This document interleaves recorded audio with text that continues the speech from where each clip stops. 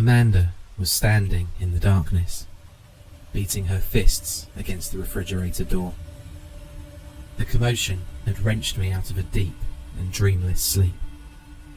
When I'd crept down the hall to investigate, I'd had panicked thoughts of intruders stealing into the house to gut my family. But when I made it to the kitchen, I found only my wife, standing in her nightie, looking somewhat like an apparition, banging in a steady rhythm upon the hapless appliance. I nudged the dimmer switch up, in the hopes of shedding even just a little light on the situation. It didn't work. I still didn't understand what was happening. "What's wrong?" I asked. "You don't hear that? That damn buzz?" I listened. It was more of a hum than a buzz, I thought, and a very gentle one at that. One you wouldn't notice unless you were paying attention. That's how it always sounds. "No, it's broken. You don't hear that? It's really loud. I can't sleep. It's keeping me up." I nudged the switch a little higher, and now I could see that Amanda wasn't kidding around.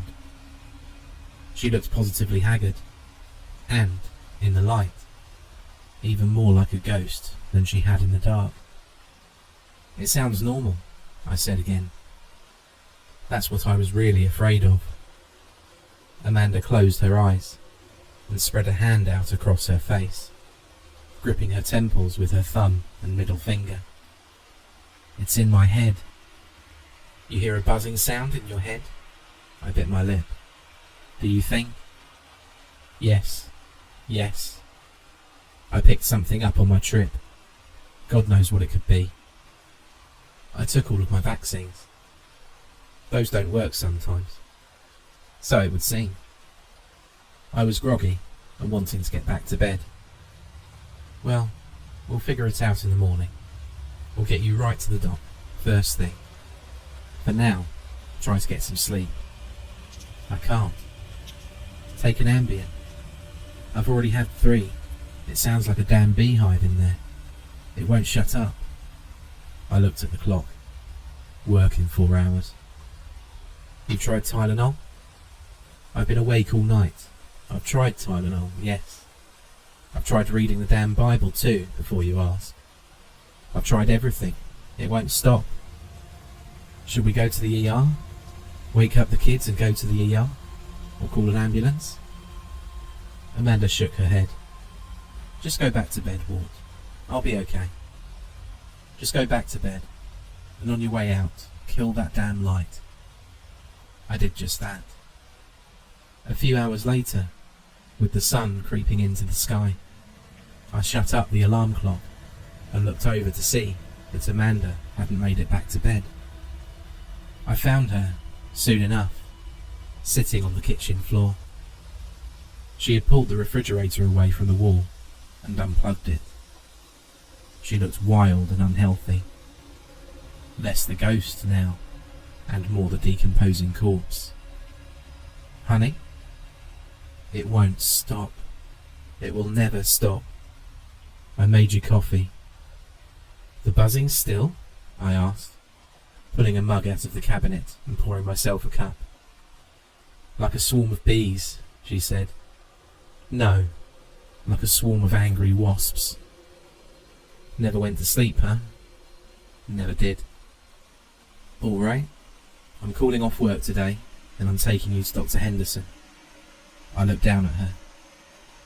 She had a blank look on her face, and for a moment, I could vividly hear a buzzing in my own head. "We'll get you all fixed up." Jacob Henderson was a friend of mine. We played poker together every Friday night. I called his personal line to find him just on his way to the hospital and filled him in on my wife's condition. Amanda's got it bad. This buzzing in her head that kept her up all night. We think she got it from stomping around in Thailand last week, though she was up to date on all her vaccines. Well, I'll go ahead and clear a spot for her. Can you bring her in right away? Yes, thank you, Jake. I hung up and turned to Amanda. She was shivering now, her teeth audibly chattering. The sound made me shiver. He said he can fit you in first thing. I'll drop you off, bring the kids to school, then come right back to check in on you. My wife gave no indication that she'd heard me. Amanda? Suddenly, she leapt to her feet and took off running, out of the kitchen and down the hall. After a moment, I heard a door slam shut. I followed behind to the bathroom door and knocked. Amanda? I was answered by a terrible, throaty retch, followed by a splash, as of a large volume of liquid being poured out over the tile floor. Aaron came out of his room, dressed in his pyjamas, his hair sticking up in a cowlick, and asked, "Was that Mum? Is she okay?" "Your mother's feeling a bit under the weather today, but she'll be fine." From the bathroom, another retch, another splash. "I'm going to drop her off with Dr. Henderson, and he'll fix her right up. But I need your help this morning, okay, buddy? Need you to go get your sister moving, and then the both of you get ready for school, okay?" Aaron nodded and walked off to his sister's room. I tried the knob. Locked. "You okay in there, honey?" Silence. Or was it? I put my ear against the door. Not silence. Buzzing. Very faint buzzing, but definitely present. "Amanda, please answer." What if she passed out? Maybe she fell and hit her head on the way down. I decided to pick the lock. It was a privacy lock, and would be easy to do with a straightened out paperclip. I pulled my head away from the door, and an instant later there was a click, and Amanda slipped out of an opening that was barely big enough for her body to fit through. She closed the door behind her and kept her hand on the knob.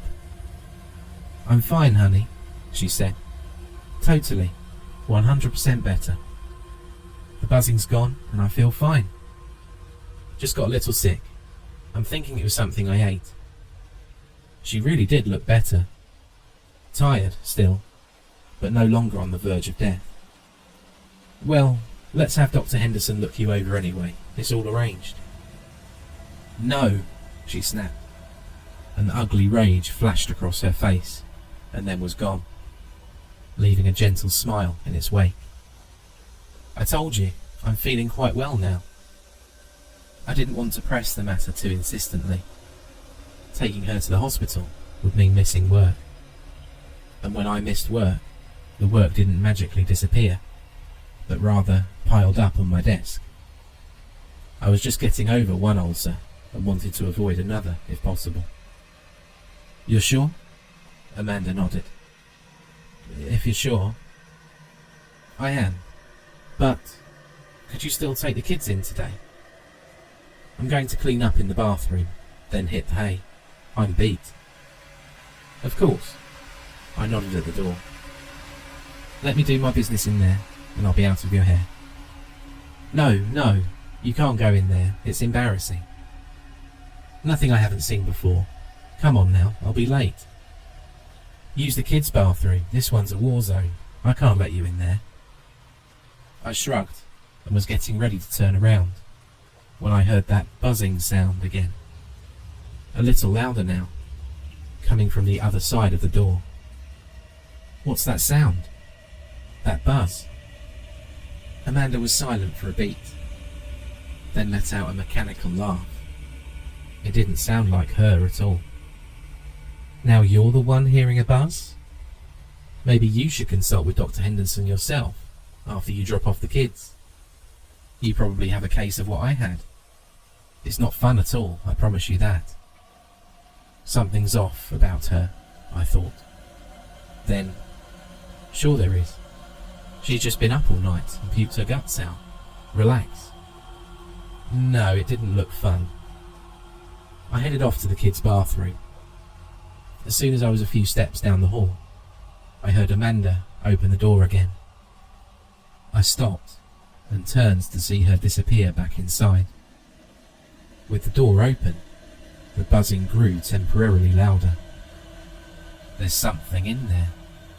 It's not in my head.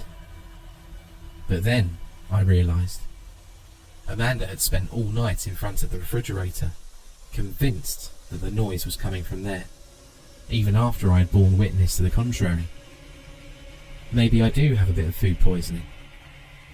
I put the matter out of my mind and went about my day. That afternoon, at the crest of a wave of progress against my towering workload, I got a call from my kids' school. Amanda hadn't picked them up. Normally she did. The school secretary said she'd tried the other numbers listed before mine, but none of them had reached a human being. I was a little put out, but figured, fair enough. Amanda had a rough night and needed the rest. She's probably off in dreamland right now. I picked up Aaron and Margaret and, to their delight, took them out for ice cream. I wanted to give my wife a little bit of extra time to sleep before I dropped the kids off with her and went back to work. But I did need to get back to it, so as soon as we got home and the kids went barrelling off for their toys, I went to my bedroom, bracing myself for the unpleasant but necessary task of awakening my wife. But my wife wasn't in our bedroom. Amanda? I knew that she was home because her car was in the driveway. But if not in bed, then where? And why wasn't she answering her phone? I walked through the house, calling her name, sticking my head into each room. When I got to the hall bathroom, I was greeted by a closed door and an undeniable buzz. Something was very wrong.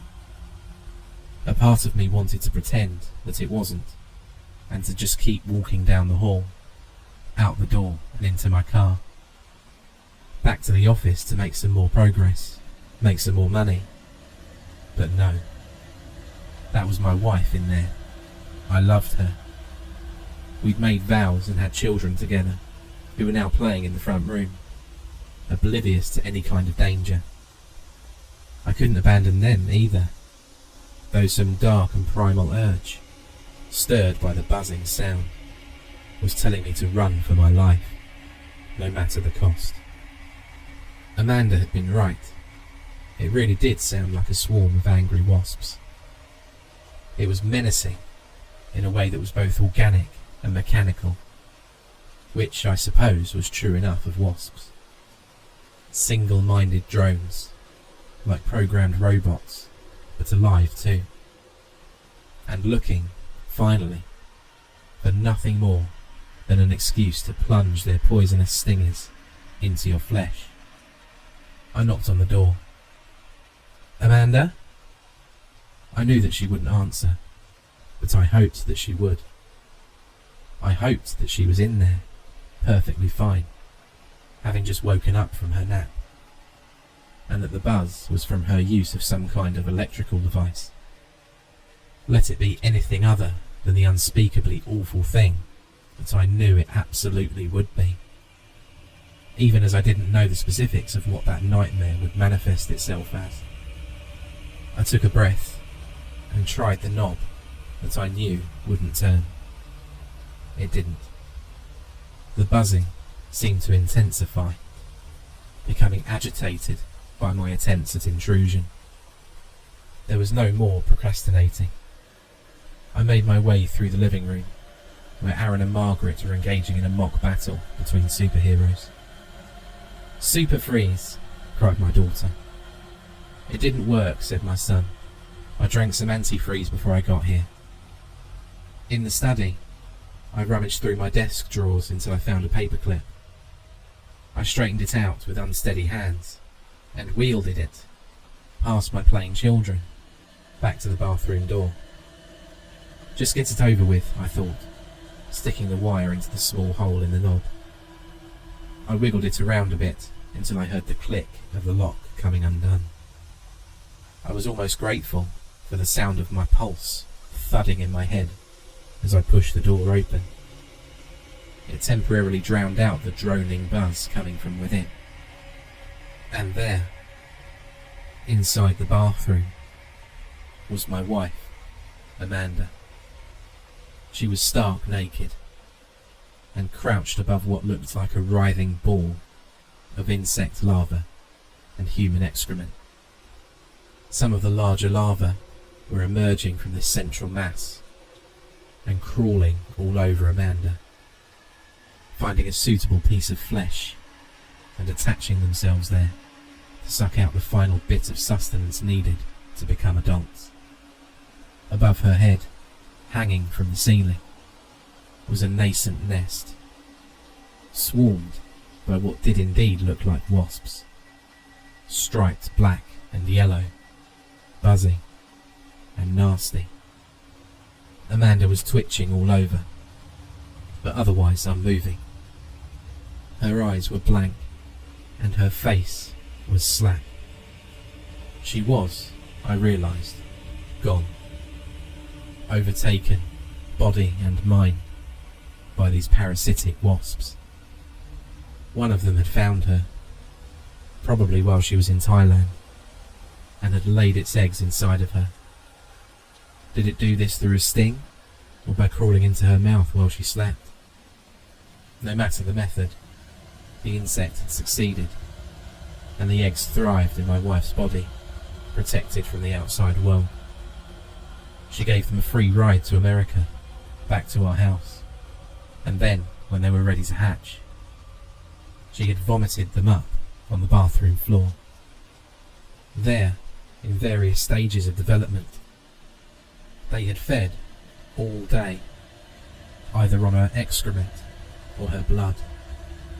They grew fast into adults, who now swarmed around her head and plucked the hair off of it in order to build their nest. I understood this on instinct, like how a mouse understands a cat. Come to think of it, there was a parasite for that too, Toxoplasma gondii, which thrives in cats, but will settle initially for a mouse. The parasite's special talent was to make the rodent unafraid of felines, and so easy prey. The cat, without sport, would eat the oblivious mouse, its flight function disengaged, and the parasite would get what it wanted all along, to live on and reproduce in the cat. Life can be a nasty business all around. My own fear response, however, remained fully intact, and even as I took in the scene before me, as the thoughts swirled in my head, contributing to the discordant symphony in there, alongside the organic mechanical buzz and my pounding pulse, I retreated. I slammed the door behind me and braced myself against the wall in front of me, dizzy. Good God, what do I do? Amanda was beyond help. There was no coming back from that. Her mind, and so her body, had been taken over by them, in the same way that certain other species of parasitic wasps will take over the body of a spider and have it spin a protective cocoon around them, or how certain fungi will take over the minds of ants, turning them into half-dead slaves under their control.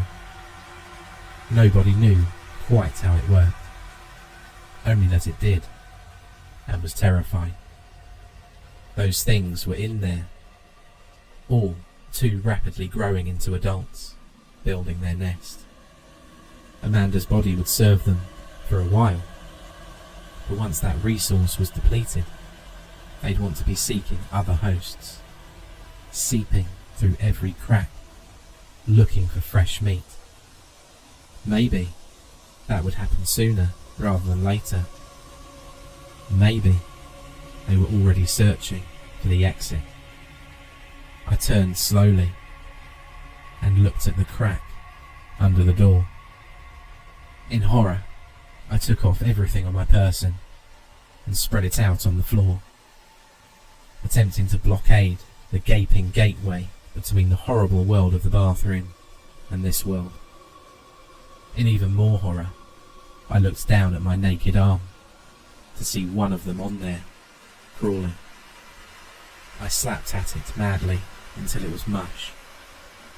Had it stung me, or was that just the sting from my own slaps?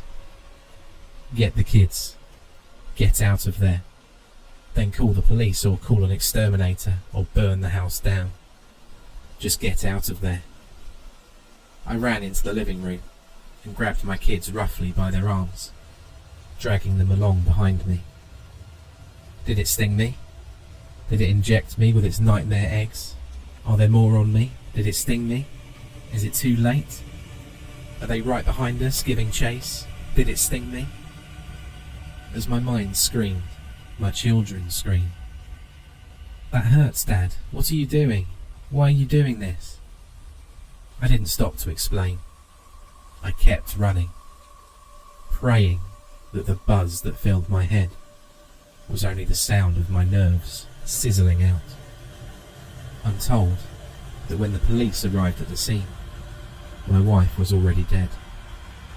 After some pressing on my part, an officer disclosed that there was no writhing ball of lava on the tiled floor, nor any larvae attached to Amanda's body, but that there was a massive nest hanging from the ceiling, with a thick swarm of adult wasps encircling it. It happens, the officer said.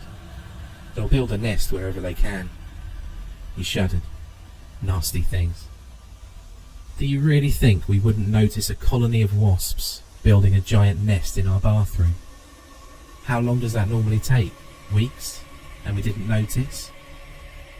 I was frustrated because nobody believed my story about some sort of supercharged species of parasitic wasp.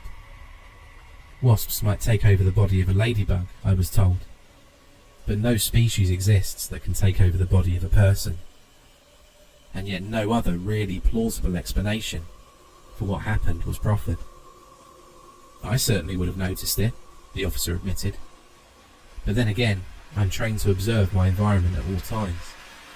I'm trained to notice the slightest detail out of place. I tried a different approach. The nest was made out of her hair. You tested that, right? Lots of stray hairs in a bathroom, available to anyone or anything looking for such a material. I sat in disbelief for a moment across the desk from this officer. I knew that I couldn't convince him of the truth. He'd already made up his mind. The truth lay in matters beyond his knowledge and understanding of the world. And, rather than expand his understanding of the world, he had chosen to contort the truth to make it fit. This is how the world will end, I thought.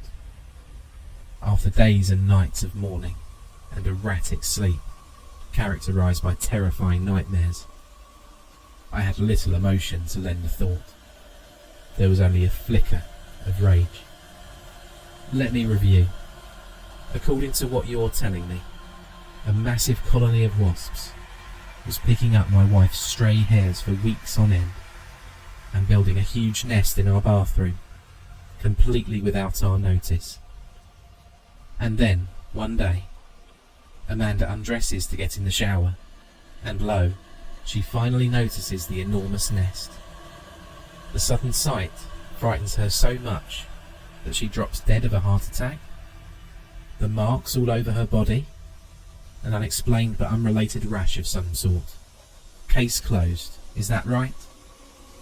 Unfortunately, sir, that's the long and short of it. I know it's hard to hear. Those damn things are scary. One of them got me in the neck while I was there. I'll tell you, the only thing worse than getting stung by one of those things is getting shot, which I've been. The officer patted his shoulder. Right here. You got stung. All in the line of duty. I stood up. Well, I have to thank you for your time. I needed some closure, I suppose, and now I have it. The officer smiled. I'm very sorry about your wife, sir. The only advice I can give is to hang in there. Life goes on, you'll see. Even now, somebody needs your attention. It's okay. You can go ahead and answer your phone now. It must be important. That damn thing's been buzzing for 5 minutes straight. My phone was in the car with the kids. It can wait. Thank you again, and good luck. I left his office and walked outside. The sky was overcast. The investigation was complete, as was the fumigation, and the kids and I were due to move back into our house. We were, in fact, on our way to do just that. But suddenly, it seemed like a good idea to go somewhere very far away instead.